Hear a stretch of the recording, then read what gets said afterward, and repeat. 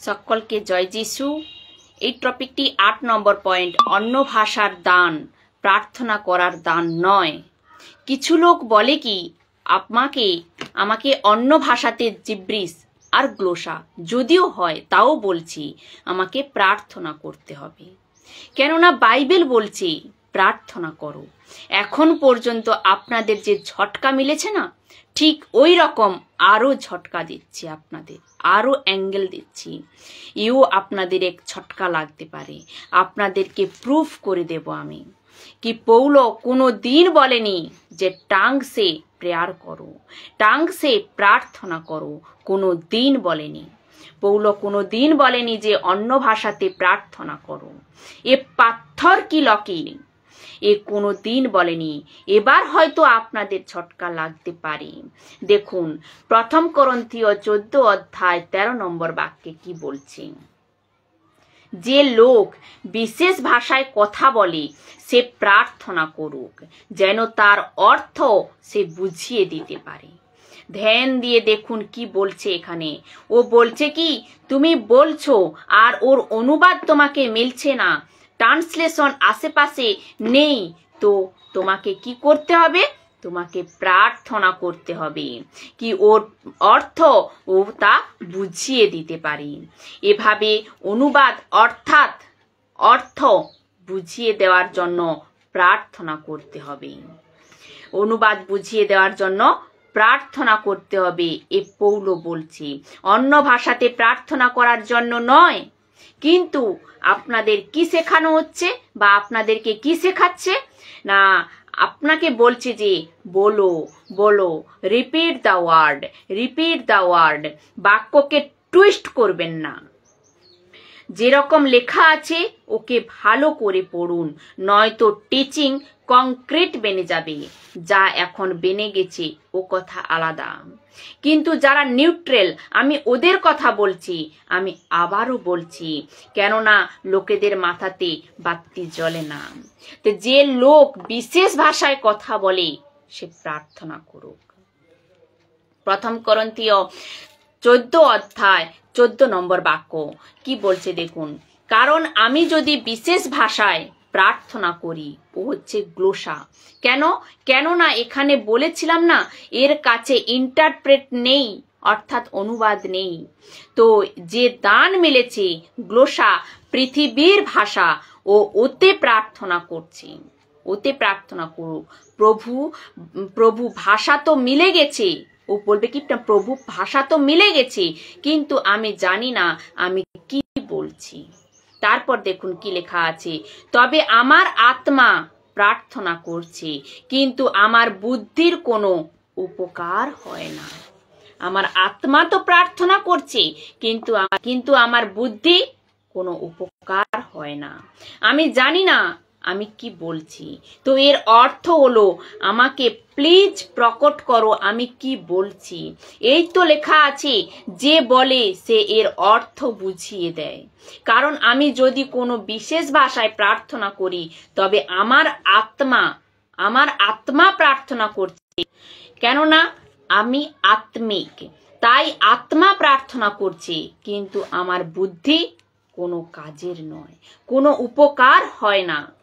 তো এখানে পৌল পবিত্র আত্মার কথা বলছে না, মানুষের আত্মার কথা বলছে। তো আপনারা একে পবিত্র আত্মার দান কিভাবে দিচ্ছেন, কিভাবে বলতে পারেন যে পবিত্র আত্মার দান? এখানে তো পরিষ্কার ভাবে লেখা রয়েছে আমার আত্মা, এখানে পরিষ্কার ভাবে লেখা রয়েছে কি আমার আত্মা। বাক্যটি আবার পড়ে নিন আপনারা।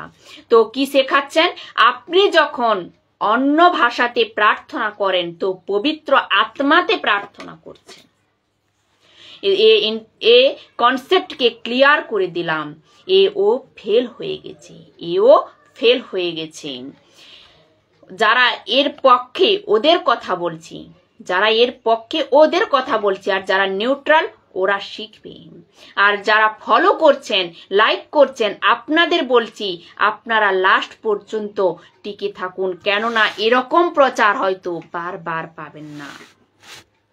কোনো দিন হয়ে থাকে। আর যেই আপনাদের হাতে লেগেছে আপলোড ভিডিও লিংক শেয়ার করুন অন্যের কাছে, অন্যকেও শেখার বোঝার সুযোগ করে দিন এবং ওরাও যেন শুধরে যেতে পারে এবং ওদেরকে এই ভিডিও শেয়ার করে শুধরে যাওয়ার সুযোগ করে দিন। আপনারা নিজেও এডুকেট হন আর অন্যকেও এডুকেট করার সুযোগ করে দিন। এরপর বলছে যে 1 করন্থীয় 14 অধ্যায় 15 ও 16 নম্বর বাক্য, তাহলে আমার কি করা উচিত? অর্থাৎ টোটাল কনফিউশন। পৌল বলছে কি করা উচিত?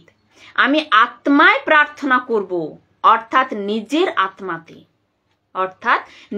আত্মাতে আমার আত্মা প্রার্থনা করছে, কেননা আমার বুদ্ধি কাজ করছে না।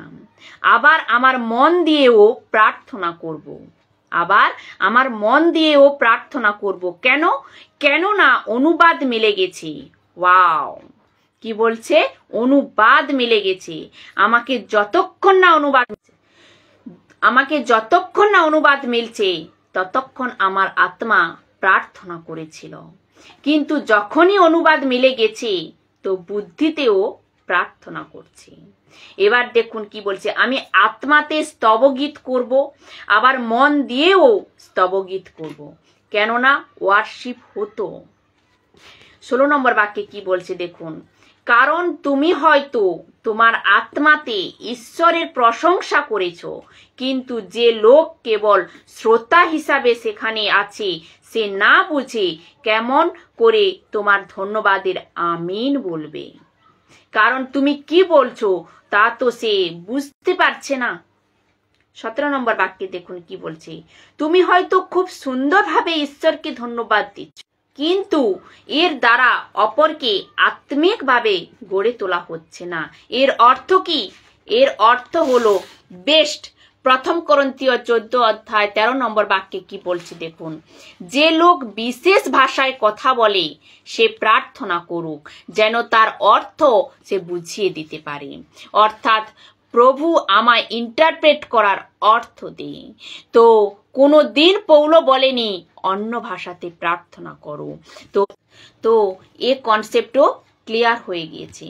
তো এরপর বলছে 1 করন্থীয় 14 অধ্যায় 28 নম্বর বাক্যে দেখুন কি বলছে, অর্থ বুঝিয়ে দেবার লোক যদি না থাকে তাহলে সেই ধরনের বক্তা যেন মণ্ডলীতে নীরব থাকে, সে যেন কেবল নিজের সঙ্গে ও ঈশ্বরের সঙ্গে কথা বলে। তো ঈশ্বরের সাথে কথা কোথায় বলে? আমি তাও রাখছি। পশিষ্যচরিত 10 অধ্যায় 46 নম্বর বাক্যে কি বলছে দেখুন, কারণ তারা ওদেরকে নানা ভাষায় কথা বলতে ও ঈশ্বরের প্রশংসা করতে শুনলেন। ঈশ্বরের সাথে কথা বলা, ঈশ্বরের প্রশংসা কোন ভাষায়? অন্য ভাষা। যারা ওখানে ছিল শুনেছিল, বলে আরে বাহ। অর্থাৎ পৌল এ বলছে যদি তোমাকে ইন্টারপ্রেট মিলে যায় তো ভালো।